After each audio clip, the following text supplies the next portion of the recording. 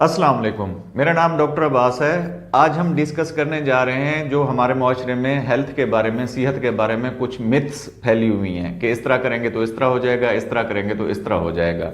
मैं चंद चीज़ों से पर्दा उठाता हूँ, ठीक है, बाकी आपकी मर्जी है, आप उसके ऊपर एक्शन लें या ना लें। पहली पहली बात यह है, जब हम क्लिनिक में बैठे होते हैं तो पेशेंट का अगर ब्लड प्रेशर कम हो, हम उसको कहते हैं कि जी फ्लूइड्स लगवा लें या कुछ और उसको मेडिकेशन देने की कोशिश करते हैं। वो कहते हैं नहीं डॉक्टर साहब, फ्लूइड्स को रहने दें, मेडिसिन को रहने दें, मैं घर जाके अंडा खाऊंगा, उससे मेरा ब्लड प्रेशर रेज हो जाएगा। ये टोटली बिल्कुल ही गलत है।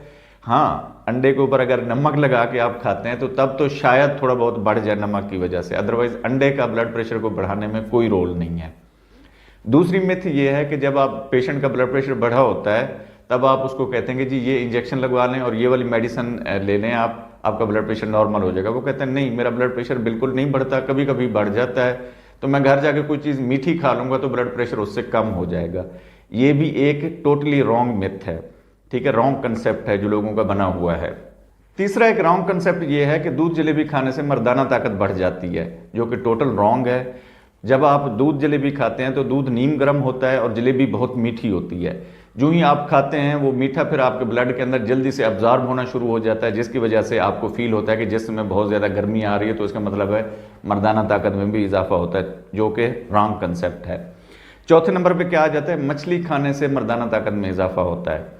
भाई मछली एक आम गोश्त की तरह की एक प्रोटीन है, लेकिन ये है कि ये फर्स्ट क्लास प्रोटीन में इसको पहले नंबर पे काउंट किया जाता है, लेकिन इसका भी कोई कंसेप्ट नहीं है मर्दाना ताकत को बढ़ाने में। पांचवें नंबर पे आ जाती है चावल खाने से खांसी बढ़ जाती है। टोटल रॉन्ग कंसेप्ट है। चावल भाई कार्बोहाइड्रेट्स हैं, ज़्यादातर तो उसके अंदर कार्बोहाइड्रेट्स हैं, तो वो कैसे आपके जो है ना खांसी की सतह को बढ़ा सकते हैं, ये भी एक रॉन्ग कंसेप्ट है। छठे नंबर पे केला खाने से खांसी में इजाफा होता है। भाई ऐसा कुछ नहीं होता, केला खाने से भी खांसी में इजाफा नहीं होता। केले के अंदर तो सारे मिनरल्स होते हैं, विटामिन होते हैं और उसके अंदर कार्बोहाइड्रेट्स होते हैं, उससे क्या हो सकता है, खांसी में कोई इजाफा नहीं करता, बल्कि उस वक्त सेहतमंद होता है अगर आप पेशेंट को केला देते हैं तो। सातवें नंबर पे कंसेप्ट आ जाता है कि सावन भादों में बोतल नहीं लगवानी चाहिए, ड्रिप नहीं लगवानी चाहिए। अब सावन भादों का वो मौसम है जिसमें लूज मोशंस बंदे को सबसे ज़्यादा लगते हैं, क्योंकि बारिश की वजह से मक्खियाँ ज़्यादा हो जाती हैं, नमी की वजह से इन्वायरमेंट में, तो उसी में ही वो वजह बनती हैं लूज मोशन काज करने की। लेकिन हमारे यहाँ कंसेप्ट बना हुआ है जब सावन भादों मिक्स हो तो आपने ड्रिप नहीं लगवानी। भाई लूज मोशन बंदे को लगे हुए हैं, डिहाइड्रेशन है उसको, अगर ड्रिप नहीं लगाएंगे तो कैसे ठीक होगा वो। इसलिए ये भी एक टोटल रॉन्ग कंसेप्ट बना हुआ है। आठवें नंबर पे आ जाता है कि जी तेज बुखार में टीका नहीं लगवाना चाहिए है, जो कि एक हम ज़्यादातर फेस करते हैं। जी बच्चे का बुखार बढ़ा हुआ है या मेरा बुखार अभी बढ़ा हुआ है तो टीका तो नहीं लगाना चाहिए डॉक्टर साहब। समझा समझा के उनको थक जाते हैं, पूरी मेडिकल उनको समझानी पड़ती है कि भाई अगर इस तरह का मामला हो, जो हमारी इमरजेंसी में जाते हैं बुखार के पेशेंट, तो उनको तो वहाँ पे ड्रिपें भी लगा देते हैं, इंजेक्शन भी लगा देते हैं। अगर ये वाला प्रॉब्लम हो तो इमरजेंसी में तो हर बंदे की खुदा ना खास्ता डेथ हो जाए, तो ये भी एक रॉन्ग कंसेप्ट है। बल्कि इंकरेज करना चाहिए कि प्रवास जैसे आईवी इंजेक्शन हम लगाते हैं बुखार के अंदर, बुखार को कम करने के लिए, इसी तरह एंटीबायोटिक भी लग सकती है, कोई इशू नहीं है इसमें। बुखार के अंदर आप पेशेंट को टीका लगवा सकते हैं, कोई प्रॉब्लम नहीं है इसमें।